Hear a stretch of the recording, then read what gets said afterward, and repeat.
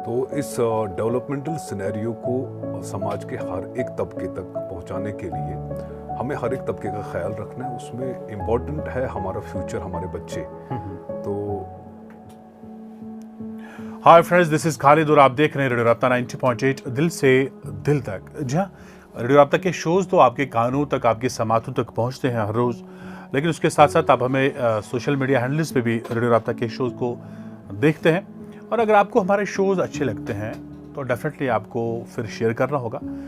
अगर अच्छे नहीं लगते हैं, हमारी कोशिश में मज़ीद बेहतरी लाने की आपको गुंजाइश लगती है, तो उस वक्त आप हमें कमेंट कर सकते हैं। आप जानते हैं कि हम अपने स्टूडियो में समाज में मुख्तलिफ करने वाले अशखास को दावत देते हैं, और आज जिस शख्स को मैंने मदऊ किया है वो किसी भी एंगल से, किसी भी लिहाज से मेरे तारुफ के मोहताज तो नहीं है, लेकिन फिर भी तारुफ तो बनता है। ये है young energetic Sophie Arfat. Sophie Arfat, आपका इंट्रो देने से पहले तो मुझे आपको खैर मकदम करना होगा। मैं आपका खैर मकदम करता हूँ, और उसके साथ साथ आपसे कहेंगे कि शुक्रिया भी करेंगे क्योंकि आपने बिजी शेड्यूल में से ये हमारी दावत को लाज रखी और हमारे स्टूडियो आए। आपका मैं वेलकम करता हूँ अपनी जानिब से, अपनी मैनेजमेंट की जानिब से और पूरी टीम की जानिब से। जी, बहुत बहुत शुक्रिया खालिद भाई। तो ये मेरे लिए भी खुश की बात है और काफ़ी मुझे हौसला अफजाई हुई आपके यहाँ पर दावत देने से।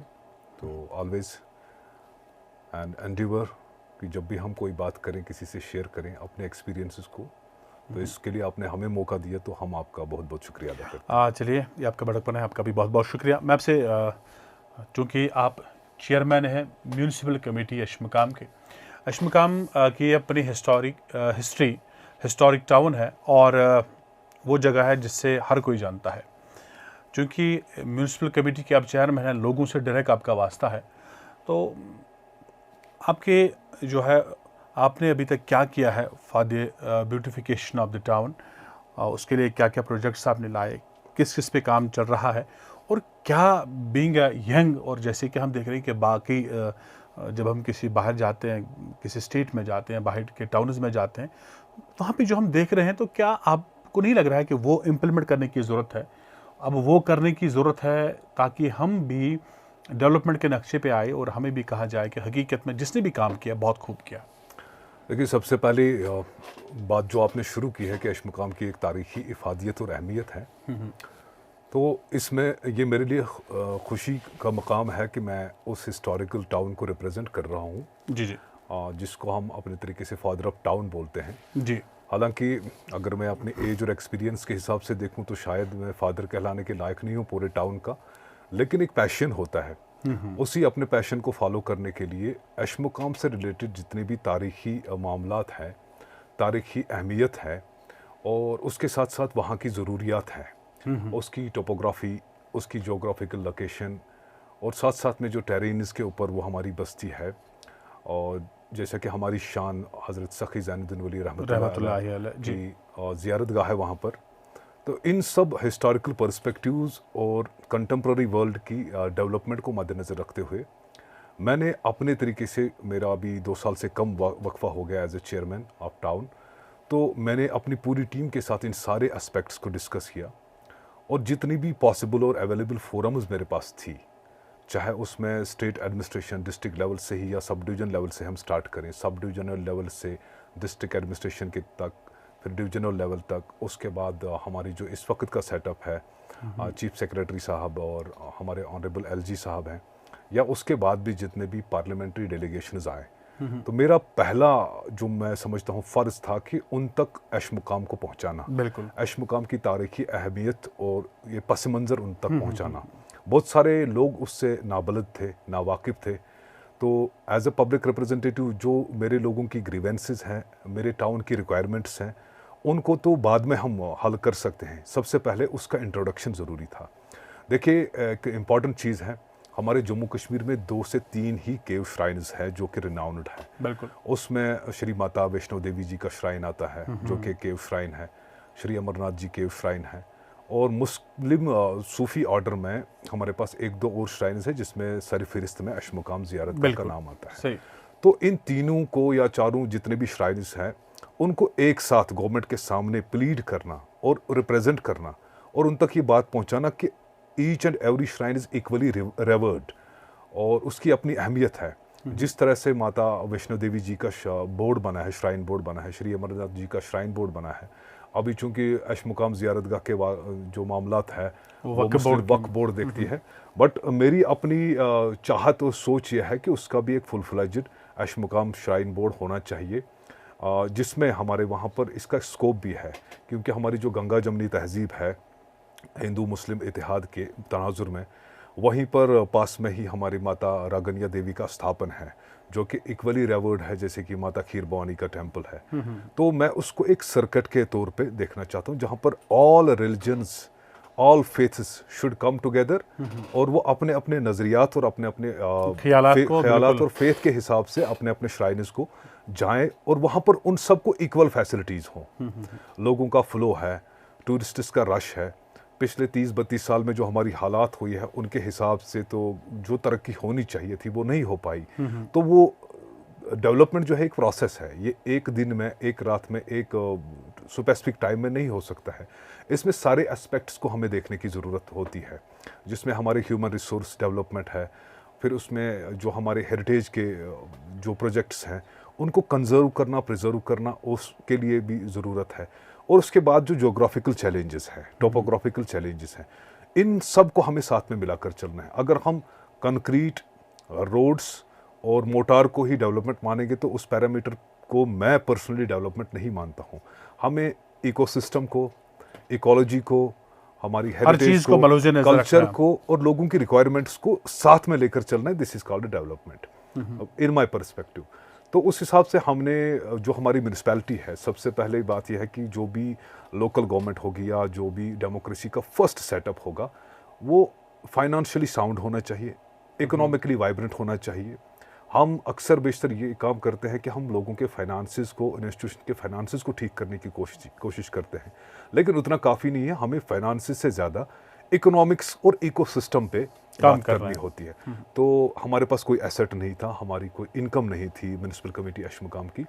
पिछले कलील अरसे में हमने कई सारे प्रोजेक्ट साथ में लिए, जैसे कि वहाँ पर जगह की कमी है, लोगों को शादी ब्याह की तकरीबात होती है या कोई और भी छोटी मोटी तकरीब होती है तो उनको बिल्कुल जगह नहीं है। वहाँ पर किसी भी मकीन का आंगन इतना बड़ा नहीं है कि जहाँ पर एक टेंट गाड़ सके। तो हमने 2 मैरिज हॉल्स अपर अशमुकाम और लोअर अशमुकाम के लिए, जो करीब 4-4 करोड़ रुपए की मालियत से हैं, वो प्रोजेक्ट्स हमने स्टार्ट करवाए।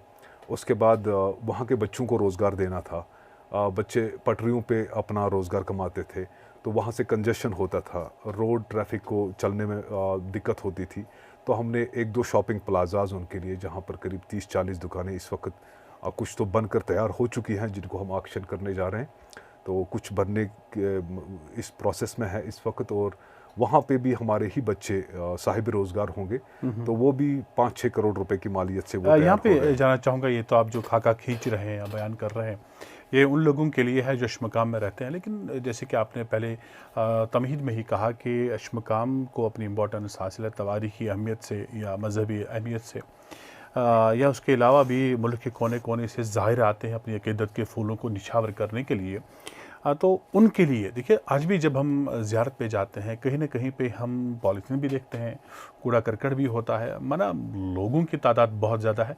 तो हम ज़ायरीन की सहूलियत के लिए, सफाई को यकीनी बनाने के लिए क्या मंसूबे हैं, और अगर मंसूबे हैं तो किन किन मंसूबों को अमली जामा आपने पहनाया, या कौन कौन से मंसूबे ऐसे हैं जो अभी कागज़ों पे ही खींचे गए हैं और मुस्तकबिल में उन पे भी जो है काम होगा? देखिए, अभी जो हमारा प्रेजेंटली एक प्रेस्टिजियस प्रोजेक्ट है हमारा अशमुकाम की ब्यूटिफिकेशन को लेकर। अशमुकाम की ब्यूटिफिकेशन को लेकर एक हमारी नहर वहाँ से गुजरती है, शाहकुल के नाम से बड़ी मशहूर मारूफ है। उसके दोनों अतराफ हम ऑर्नामेंटल लाइट्स का एक प्रोजेक्ट ले रहे हैं अपने हाथ में, ठीक, ताकि अशमुकाम टाउन में एंट्री के टाइम ही लोगों को एक फील हो। बिल्कुल, जो टूरिस्ट भी आते हैं उनको भी लगे कि हाँ वो चीज़ हो रही है ब्यूटिफिकेशन। और कई रोड साइड पार्क्स हम डेवलप कर रहे हैं। 1-2 चिल्ड्रन पार्क्स का हमें अभी प्रोजेक्ट चल रहा है। एक तो कंप्लीट हो गई जो बिल्कुल शाहकुल बैंक्स के पास ही है, और फाउंटेन्स कुछ लगा रहे हैं। आप भी देखते होंगे वो केपी रोड के बिल्कुल बहुत नज़दीक ही है। तो अब उसमें सेफ्टी रेलिंग्स और बाकी कुछ प्रोजेक्ट, थोड़ा सा काम बाकी है। और अशमुकाम की अपर बस्ती में भी, जहाँ पर बच्चों को बिल्कुल ये खेलने कूदने की जगह नहीं है, वहाँ भी हम जगह मुहैया दस्तयाब करवा रहे हैं। और कैसे भी हमें करके उस चीज़ को बनाना होगा। वहाँ पर एक और चिल्ड्रन पार्क हम दोबारा से इंशाल्लाह इस साल बन के वो तैयार होगी, ताकि हमारे बच्चे जिनको ज़रूरत है इस वक्त अपनी एनर्जीज़ को चैनलाइज करने की और उनको एक्सेल करने की ज़रूरत है, छोटी उम्र से ही अगर उनको खेल कूद की आदत पड़ जाएगी तो उससे उनका जिस्मानी नशोनुमा भी होगी और बुराइयों से भी बच सकते हैं। तो उसके साथ साथ जो अभी मैं सूफ़ी आर्किटेक्चर की बात कर रहा था, ऐश मुकाम को एक सूफ़ी लुक देने के लिए हम वहाँ पर वो देवड़ियाँ जिनको डीड बोलते हैं हम कश्मीरी में, आर्चवेज देवरी स्टोन से बनी हुई, वो हम नस्ब करवाने जा रहे हैं 5 मकामात पे, ताकि जो ही सयाह और जितने भी ज़ायरीन ऐश मुकाम की हुदूद में दाखिल हों, आज से 2 साल के बाद वो इस चीज़ को देखकर पहचान ही ना पाए कि ये वही ऐश मुकाम है जहाँ हम आते थे, जहाँ पर हर जगह कोड़े कर के ढेर होते थे। तो उसमें सबसे मैं सैल्यूट पेश करना चाहूँगा अपने जो हमारे सफाई मित्राज है, हमारे सैनिटेशन वर्कर्स, वो बहुत ही उम्दा काम कर रहे हैं और हमारी पूरी टीम, हमारे ऑफिशल्स से लेकर इसमें पूरा ध्यान रखते हैं कि जो गवर्नमेंट की गाइडलाइंस हैं door to door collection of garbage, तो उसमें डोर टू डोर कलेक्शन हमारी जहाँ तक मुमकिन है, वहाँ जहाँ तक पॉसिबल है, क्योंकि टेरेन है, कई जगह पर गाड़ी अंदर नहीं जा पाती है, तो हमने वो छोटे साइकिल रिक्शाज मंगाया है जो छोटी छोटी गलियों के अंदर जाके बिल्कुल हमारी माँओं बहनों से घर से ही वो कचरा कलेक्ट करते हैं, कलेक्ट करे। यहाँ पे एक और बात आपसे पूछना चाहूँगा, क्योंकि वक्त मुकर्रर होता है, तो ये कि हम देख रहे हैं कि दुनिया के कोने कोने से ज़ायर आते हैं इस मकाम की शान पे अपनी अकीदत के फूल निछावर कर रहे हैं। अक्सर जगहों पे हमने देखा कि रात के स्टे के लिए बाज़ाब्ता तौर पे इंतज़ाम होता है, चाहे वहाँ पर म्यूनसिपल कमेटी का जुरिडिक्शन है। तो आप पे ही पूछना चाहेंगे, आपसे ही जानना चाहेंगे, क्या आपने कोई ऐसा प्लान रखा है ताकि हम जो ज़ायरीन जो आते हैं, अगर कोई रात को स्टे करना चाहता है तो वो वहाँ पे अगर कोई ऐसी अकोमोडेशन होगी सरकारी जिस पे वो बाज़ाब्ता तौर पे फ़ी भर के वहाँ पे स्टे कर सकता है। अक्सर लोग ऐसे भी देखे हैं कि जो फिर घरों का ही रुक करते हैं। अगर हम अभी तक जो है हमने देखा ऐश मुकाम में कि वही चलन है कि किसी के घर जाते हैं और वहाँ पे उनकी कदर की जाती है बतौर मेहमान, लेकिन क्या सरकारी तौर पे ऐसा कोई प्लान रखा है आपने? देखिए, सबसे इम्पॉर्टेंट चीज़ जो मैंने आपको बोला, हमारा ह्यूमन रिसोर्स डेवलपमेंट, जो हमारा ह्यूमन रिसोर्स है वहाँ पर जो ऋषिज़ है और जो ज़ियारतगाह के आसपास रहते हैं, हमने ही दुनिया को एक कॉन्सेप्ट दिया है होम स्टेज़ का। बिल्कुल। तो उस होम स्टेज़ को मॉडर्नाइज करने के लिए डिपार्टमेंट ऑफ टूरिज़्म के साथ इस साल हमने इश्तराक करके लोगों को इस बात के लिए आमादा किया कि वो अपने घरों में 2-4 रूम्स ऐसे बनाएं जहाँ पर अटैच बाथ और वाशरूम्स होंगे, और साथ साथ में ज़ायरीन को और डिवोटीज़ को वो फैसिलिटीज़ हों जो उनको चाहिए होटल वगैरह में मिलती है। एक तो उस हिसाब से हम डेवलप कर रहे हैं। दूसरा, जैसे मैंने अभी आपको बोला कि मल्टीपर्पज़ कम्युनिटी हॉल, शादी ब्याह तो महीने में एक आध बार होती है, बाकी दिन हमें इसी पर्पज़ के लिए वो इस्तेमाल आप कर सकते हैं, डॉर्मेटरीज के तौर पे इस्तेमाल कर सकते हैं। और तीसरा, हमारा एक प्रेस्टिजियस प्रोजेक्ट है जो मैं गवर्नमेंट का बेहद शुक्रगुजार हूँ, इस साल ऑनरेबल एलजी साहब का, अपने प्रिंसिपल सेक्रेटरी श्री धीरज गुप्ता जी का और हमारी डायरेक्टर मैम मातरम मासूम जी का, कि इस साल का उन्होंने जो माई टाउन माई प्राइड का प्लान डिवाइस किया था, उसमें city dwelling project, city beautification project, tourism and heritage and culture project, और ऐसे 5-6-7 प्रोजेक्ट्स थे जिन पर इस बार हमें अपनी राय देनी थी। तो हमारी काउंसिल ने ये अडॉप्ट किया कि हम ऐश मुकाम में जितनी भी सरकारी ज़मीन है उन पे अपार्टमेंट्स बनाने के लिए गवर्नमेंट को अपनी तरफ से प्रपोजल भेजेंगे, अपार्टमेंट्स एज वेल एज डोरमेटरीज, ताकि जितने भी लोग, ज़मीन कम होती जा रही है, एक तो हम वर्टिकल में ज़मीन का इस्तेमाल करेंगे तो उससे ज़मीन कम खर्च होगी और ज़्यादा से ज़्यादा फैसिलिटीज़ क्रिएट होंगी। तो हम 50 अपार्टमेंट्स का प्रपोजल इस साल गवर्नमेंट को भेज रहे हैं कि 50 अपार्टमेंट्स बन के तैयार हो जाए, और साथ में 2 डोरमेटरीज भी, जहाँ पे हमारे ज़ायरीन का जितना फ्लो बढ़ता जा रहा है, जितनी ज़्यादा लोगों को आगाही हो रही है। क्योंकि आपको मैं यहाँ पर बीच में एक बात बता देता हूँ कि पार्लियामेंट्री डेलीगेशन हमारा लास्ट ईयर आया था, जिसके हेड थे राज्यसभा मेंबर श्री आनंद शर्मा जी, वो होम अफेयर्स की सब कमेटी है। तो मैंने उनके पास ये केस अपना जो है प्लीड किया, और उनको न सिर्फ ऐश मुकाम के बारे में बल्कि जितने भी जम्मू कश्मीर में फ़ाल होते इलाके, उनमें कुछ मोटी मोटी बातें मैंने उनके सामने रखी। तो मुझे बड़ी खुशी है कि पार्लियामेंट में वो सारी बातें डिस्कस होगी, यानी कहीं ना कहीं पर बात सुनी जाती है और उस पर अमल करने की ज़रूरत है, आपको बात कहने की ज़रूरत है। तो मैं उनका भी शुक्रिया अदा करता हूँ जो उसके चेयरपर्सन थे, और राज्यसभा की जो सब कमेटी थी होम अफेयर्स के बारे में, और ऑनरेबल होम मिनिस्टर साहब का भी शुक्रिया अदा करता हूँ कि उन्होंने ख़ास तवज्जो दी थी। तो उसमें मैंने जम्मू कश्मीर से लेकर 2-3 बातें कही। एक तो जम्मू कश्मीर में पोटेंशियल है टूरिज़्म का, लेकिन टूरिज़्म एक कन्वेंशनल टूरिज़्म ही ना हो, बल्कि आयुष एंड हर्बल टूरिज़्म हम यहाँ स्टार्ट कर सकते हैं, प्रमोट कर सकते हैं। और हम खेलकूद से रिलेटेड जितने भी टूरिज़्म एक्सपीडिशंस हो सकते हैं, हाई एंड टूरिज्म की बात करें, जैसे हम रिलीजियस कल्चरल जो है टूरिज्म है, बहुत सारे एस्पेक्ट वो मैंने पूरा डिटेल में उनको भेजा हुआ है। तो इसके साथ साथ एजुकेशन टूरिज्म की यहाँ पर बात हो सकती है, क्योंकि देखिए एजुकेशन में हम देखेंगे ऑक्सफोर्ड या कैम्ब्रिज यूनिवर्सिटीज़, उनका जो माहौल है वो कश्मीर के माहौल से मेल खाता है। अगर हमारे मुल्क के मुख्तलिफ इलाकों से, मुख्तलिफ हिस्सों से यूनिवर्सिटीज़ अपने ऑफशोर कैंपसेस JNK में एस्टैब्लिश करेंगे, उन ऑफशोर कैंपसेस में हम बाहर के बच्चों को लाके, अपने मुल्क के दूसरे हिस्सों से बच्चों को लाकर यहाँ पर प्रमोट कर सकते हैं। तो ऐसी कई सारी चीज़ें हैं जो मैंने उनको बताई है, तो उस पर काफ़ी गौर हो भी रहा है, मुझे कई बार फीडबैक देने का भी मौका मिला। तो ये सारी चीज़ें मैं अशमुकाम के लिए भी चाहता हूँ, पूरे जम्मू कश्मीर के लिए चाहता हूँ। और फिर मैंने एक और बात की थी कि पोस्ट मिलिटेंसी पंजाब के लिए जिस तरीके से एक hand crafted and curated package का मतलब खाली फाइनेंसेस नहीं होता, खाली फाइनेंस नहीं होता, स्किल डेवलपमेंट भी होता है, स्किल डेवलपमेंट, हैंड होल्डिंग। मैंने एक ट्रिपल E फार्मूला बोला था, एजुकेशन, एम्पैथी एंड एम्पावरमेंट। ये तीनों चीज़ों को, हमारे बच्चों को सिंपैथी की कोई ज़रूरत नहीं है। कोई भी हम में से सिंपैथी नहीं चाहेगा, क्योंकि सिंपैथी वर्ड ही ऐसा है कि जो हम बिल्कुल अपने से कमतर इंसान के लिए इस्तेमाल करते हैं अगर उसके हालात खुदा न खास्ता ख़राब हो। Empathy means we are talking in equal terms, तो that empathy is required by our youth, they deserve it. अगर हमारे यूथ को एम्पैथी मिल जाए, वो बड़ी बात है, एम्पावरमेंट मिल जाए और एजुकेशन मिल जाए, तो ये काया पलट कर सकते हैं पूरे मुल्क का।